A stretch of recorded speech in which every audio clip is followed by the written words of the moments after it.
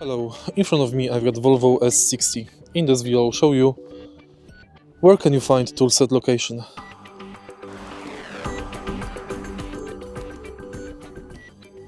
To find toolset in your car, take a look at the trunk.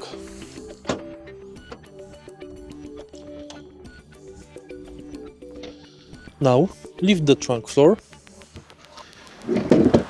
and here you can find first space for toolset and also separator.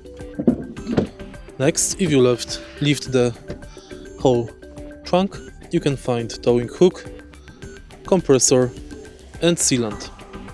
On the left side we've got the first aid kit, and also in the front of the car we can find fire extinguisher, and here is the emergency triangle.